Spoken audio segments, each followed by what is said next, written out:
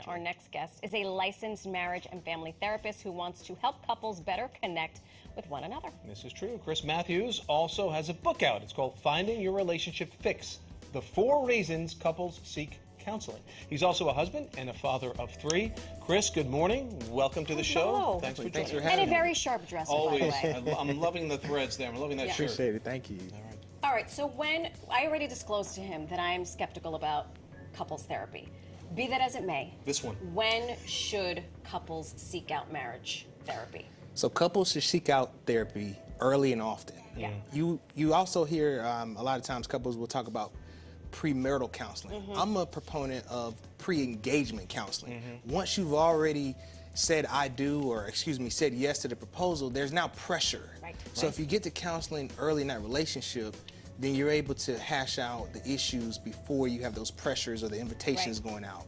Yeah, you had used the phrase prepare and prevent rather than repair and repent later. Okay, I like that. Yes, Which is a great line. This aligns with my skepticism because I feel like if you've already been married, you were already a little broken or loose before you made the commitment We're to all be a little with broken and a little loose. broken and loose. But you think you have to fix yourself before you try to fix the unit. But what are the 4 reasons couples seek counseling in the first place? Definitely. So based on my book, the 4 reasons couples seek counseling are because one or both partners doesn't feel safe, heard, understood, or loved and cared for. And back to your point, 40% of current marriages are second or third time marriages.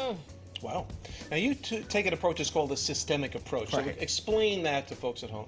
So as a licensed marriage and family therapist, even working with individuals, we look at the system, the whole. So not just the person or the issues, but everything that interacts with that person. So your career, your family, all of the different things that come together to make you you, because a relationship is a shared space with another person. You don't bring 50% of yourself into the relationship. You bring your whole in self. everything, the good, the bad, ugly, the trauma, all of that. So if you don't process that stuff before you get into the relationship, you're going to bring it into a new relationship with another partner. One of the other things you brought up was people will go to you, well, what's your success rate? But you were saying it's more about your outcome rate. And what does that actually mean, your outcome?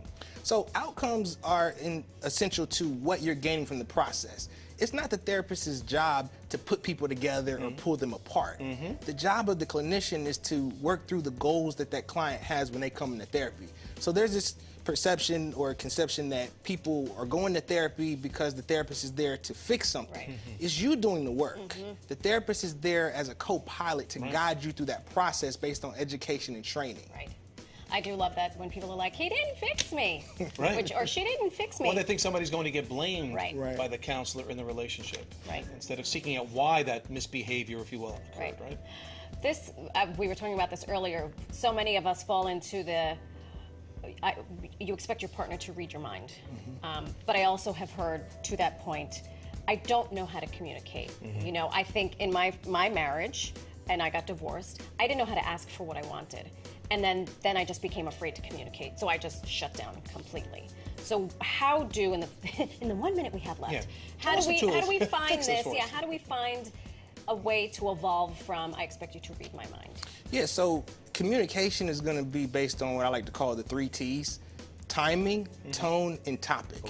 So making sure that when you have a difficult conversation with your partner, you know that the time is right. When the husband gets off work, it's not the right time to have a Don't bring it on. conversation.